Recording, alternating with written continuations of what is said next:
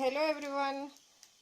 അപ്പോൾ എച്ച് ടെക്കിൻ്റെ പുതിയൊരു വീഡിയോയിലേക്ക് എല്ലാവർക്കും സ്വാഗതം. ഇന്ന് നമ്മൾ ഉണ്ടാക്കുന്നത് ഇതാ നിങ്ങൾക്ക് കാണാം, നല്ല ക്രിസ്പി ആയിട്ടുള്ള ദോശ എങ്ങനെയാണ് ഉണ്ടാക്കുന്നത് എന്നുള്ള ഒരു റെസിപ്പിയാണ്. നമുക്ക് വീഡിയോയിലേക്ക് പോവാം.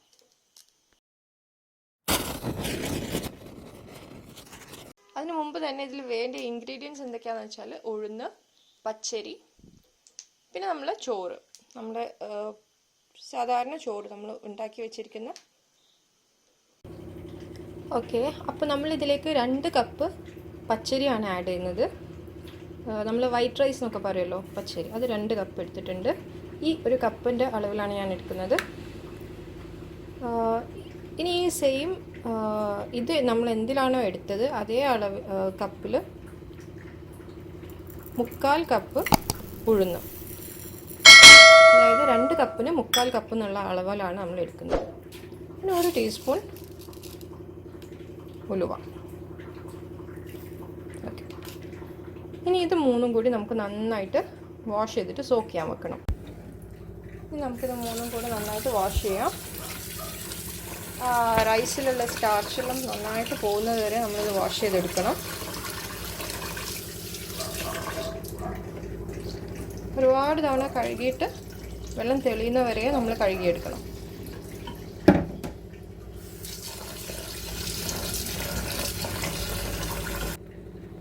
ഓക്കെ, ഇപ്പോൾ വെള്ളമൊക്കെ നന്നായിട്ട് തെളിഞ്ഞ് വന്നിട്ടുണ്ട്. ഇത് മതിയാവും. ഇനി നമുക്കിതിലേക്ക് നല്ല വെള്ളം ഒഴിച്ചിട്ട് സോക്ക് ചെയ്യാൻ വെക്കാം. ഓക്കെ, ഇനി നമ്മൾ ഈ അരിയുടെ മുകളിൽ വെള്ളം പൊന്തി നിൽക്കുന്ന രീതിയിൽ വെള്ളം ഒഴിച്ചു കൊടുക്കണം.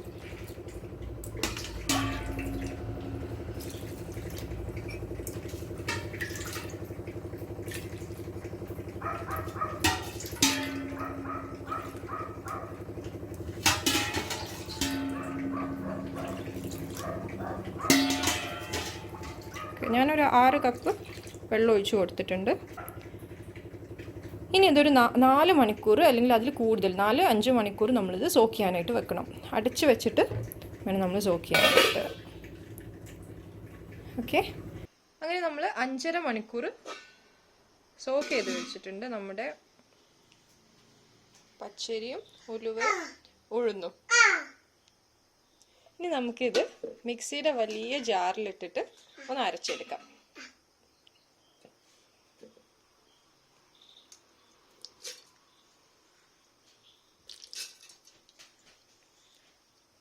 നമ്മൾ ഈ വെള്ളം തന്നെയാണ് ഇത് അരയ്ക്കാൻ വേണ്ടിയിട്ട് യൂസ് ചെയ്യുന്നത്. നല്ലോണം കഴുകിയിട്ടുള്ള ലാസ്റ്റ് എടുത്ത നല്ല വെള്ളമാണല്ലോ.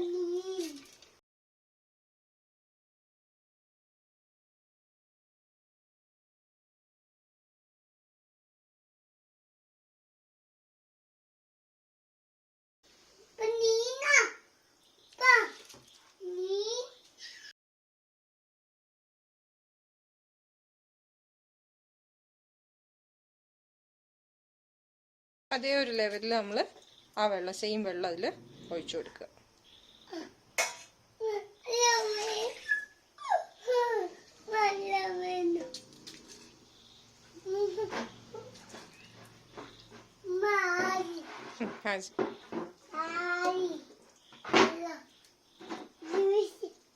ജ്യൂസ് അല്ലേ വാവേ?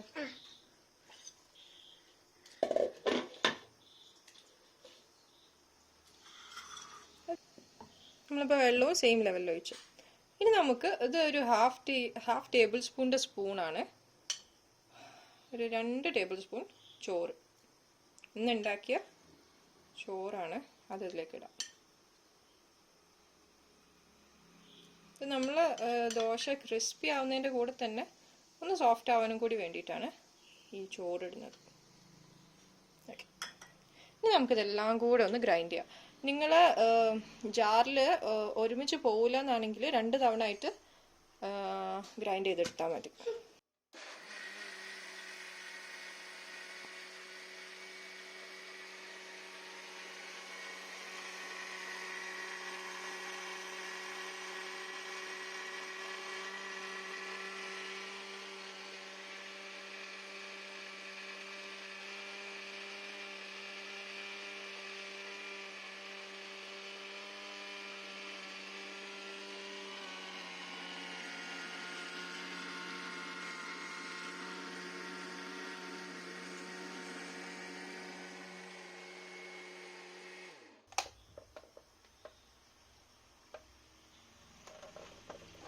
ഓക്കെ, നമുക്ക് നോക്കാമായിട്ടുണ്ടോന്ന്.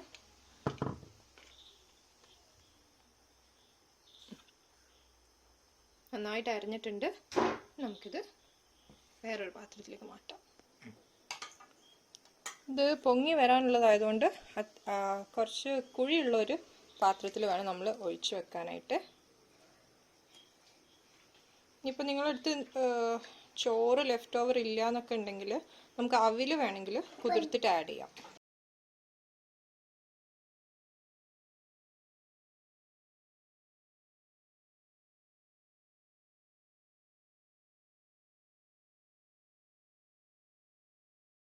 നമ്മൾ കൈ കൊണ്ട് തന്നെ നന്നായിട്ട് ഇതിനെ മിക്സ് ചെയ്തെടുക്കുക.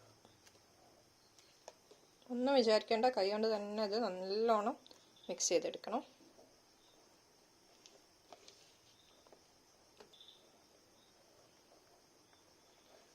ഇനി ഇതൊരു 8 മണിക്കൂറെങ്കിലും പുളിപ്പിക്കാൻ വെക്കണം.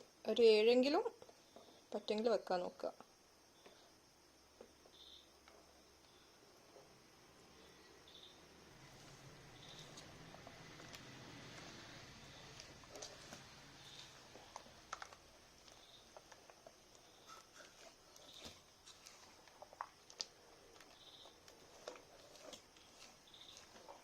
ഇത് ഞങ്ങൾ രാവിലത്തേക്കാണ് ആക്കുന്നതെങ്കിൽ ഒരു വൈകുന്നേരം ആകുമ്പോൾ നമുക്ക് എല്ലാം കൂടി സോക്ക് ചെയ്യാൻ വെക്കാം.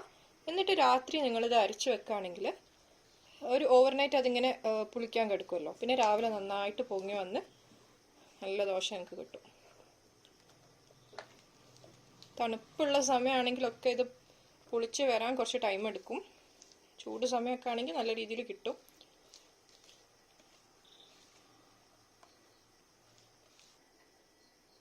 നമ്മൾ നന്നായിട്ട് മിക്സ് ചെയ്തിട്ടുണ്ട്. ഇനി നമുക്കിത് അടച്ചു വെക്കാം. എന്നിട്ട് അടച്ചിട്ട് ഒരു മാറ്റി വെക്കാം. അങ്ങനെ നമ്മളുടെ ദോശമാവ് ഇപ്പോൾ ഒരു 7.5 മണിക്കൂർ ഞാൻ പൊളിക്കാൻ വേണ്ടി വെച്ചിട്ടുണ്ട്. നോക്കുക, നന്നായിട്ട് പൊന്തി വന്നിട്ടുണ്ട്.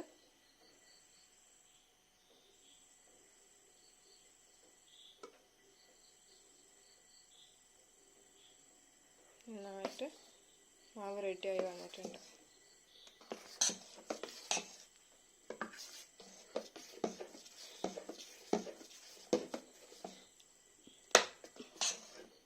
ഇനി നമുക്ക് ദോശ ചുടാനായിട്ട് തുടങ്ങാം. അതിന് വേണ്ടിയിട്ട് ആദ്യം തന്നെ നമുക്ക് കല്ലോടെടുത്ത് സ്റ്റൗവിൽ വെക്കാം.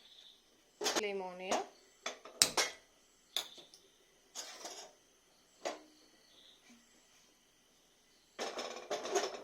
ഓക്കെ,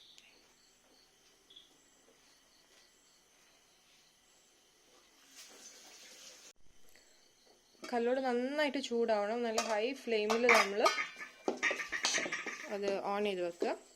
ആ സമയം നമുക്ക് ആവശ്യമുള്ള മാവ് മാത്രം എടുത്തിട്ട് നമ്മൾക്ക് വേറൊരു ബൗളിലേക്ക് ഒഴിച്ച് വെക്കാം. നമുക്ക് ആവശ്യമുള്ളതിൽ മാത്രമേ നമ്മൾ ഉപ്പിട്ട് വെക്കുന്നുള്ളൂ. ബാക്കി നമ്മൾക്ക് ഫ്രിഡ്ജിലൊക്കെ വെച്ചിട്ട് പിന്നീട് ഇഡ്ഡലി ആക്കാനോ ദോശ ആക്കാനോ എന്തിനു വേണമെങ്കിലും യൂസ് ചെയ്യാം. നല്ല തിക്കായിട്ടുള്ള ബാറ്ററാണ്. ഇത്ര തിക്കാവണ്ട. നമുക്ക് കൺസിസ്റ്റൻസി റെഡിയാക്കാനായിട്ട് കുറച്ച് വെള്ളം ഒഴിക്കാം. ഓക്കെ,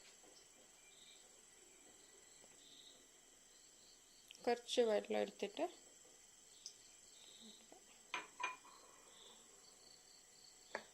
അതിനെ തന്നെ നമുക്ക് ഉപ്പും ആഡ് ചെയ്യാം. ആവശ്യത്തിന് ഉപ്പ് നമ്മളിതിൽ ആഡ് ചെയ്ത് കൊടുക്കാം.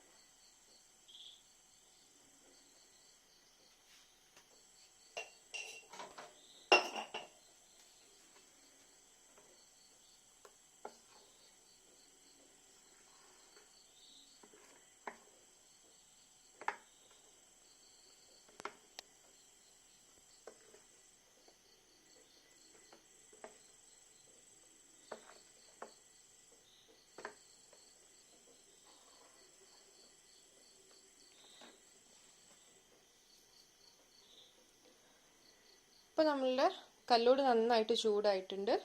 ഇനി നമുക്കിതിലേക്ക് ഓയിൽ തടവി കൊടുക്കാം.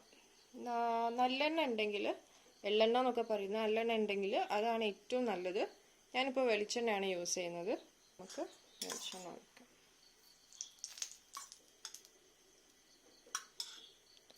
സ്പ്രെഡ് ചെയ്യാനായിട്ട് ചകിരിയൊക്കെയാണ് യൂസ് ചെയ്യുക. എൻ്റെ കയ്യിൽ ഇപ്പോൾ ഇല്ലാത്തതുകൊണ്ട് ഒരു ഉള്ളീൻ്റെ ഇങ്ങനെ ചെറിയ ഭാഗം എടുത്തിട്ട് ഞാനൊരു ഫോർക്ക് വെച്ച് ഇങ്ങനെ ചെയ്യാം. അതുകൊണ്ടൊന്ന് സ്പ്രെഡ് ചെയ്ത് കൊടുത്താൽ മതി. ചകിരിയൊക്കെ നിങ്ങൾക്ക് അവൈലബിൾ ആണെങ്കിൽ അതാണ് ഏറ്റവും നല്ലത് ഇത് സ്പ്രെഡ് ചെയ്യാനായിട്ട്.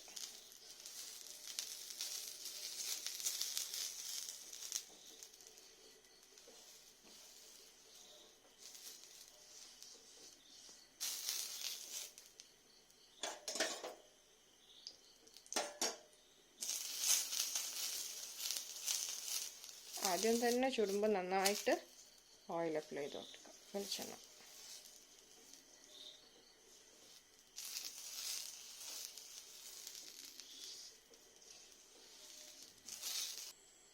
നമുക്ക് കുറച്ച് വെള്ളം കയ്യിലെടുത്തിട്ട്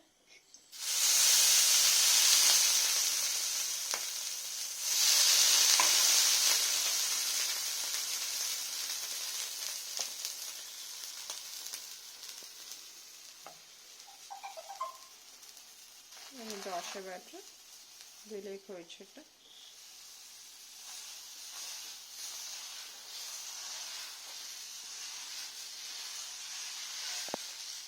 ഇതുവരെ നമ്മുടെ ഫ്ലെയിം ഹൈ ഫ്ലെയിം തന്നെയാണ് നിൽക്കുന്നത്. ഇനി ആ വൈറ്റ് ഒക്കെ ഒന്ന് ഡ്രൈ ആയി കഴിയുമ്പോൾ നമുക്ക് ഫ്ലെയിം ലോ ആക്കാം.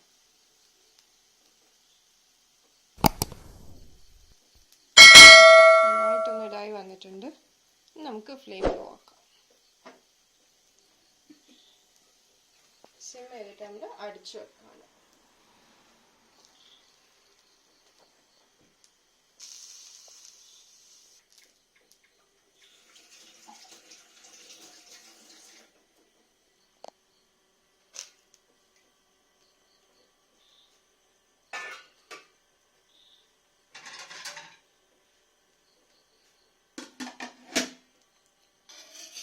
ദോശ റെഡിയായി വന്നിട്ടുണ്ട്.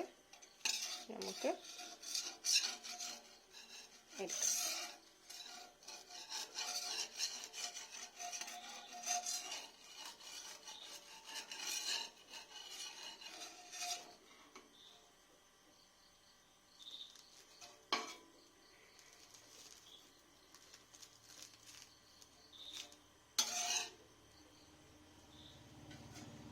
നല്ല ക്രിസ്പി ആയിട്ടുള്ള ദോശ തന്നെയാണ് നമുക്ക് കിട്ടുന്നത്.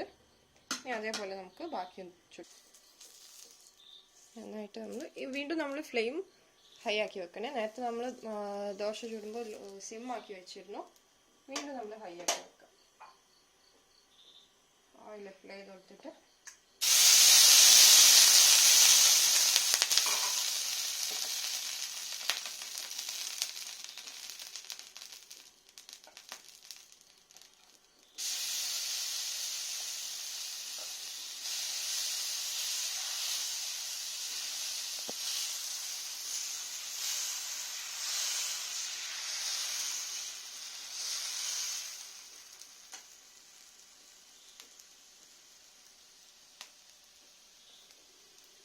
നന്നായിട്ടൊന്ന് ചുറ്റിച്ച് കൊടുക്കുക.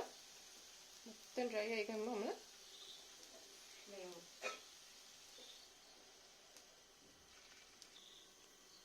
ഇതാണ്. നല്ല ക്രിസ്പി ആയിട്ടുള്ള ദോശയാണ്. അതുപോലെ തന്നെ കഴിക്കുമ്പം സോഫ്റ്റുമാണ്. നമ്മൾ ലാസ്റ്റ് ദോശ റെഡി ആയിട്ടുണ്ട്.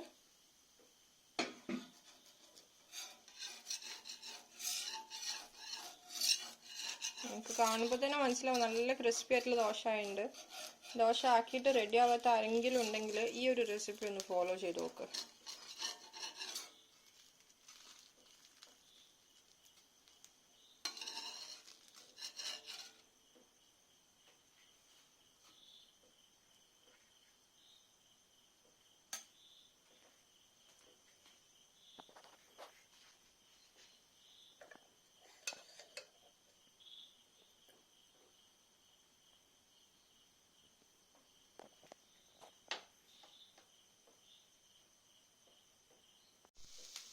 ഇപ്പോൾ നിങ്ങൾ കണ്ടല്ലോ, നമ്മൾ നല്ല ഈസി ആയിട്ടാണ് ഈ ക്രിസ്പി ദോശ ഉണ്ടാക്കിയിരിക്കുന്നത്.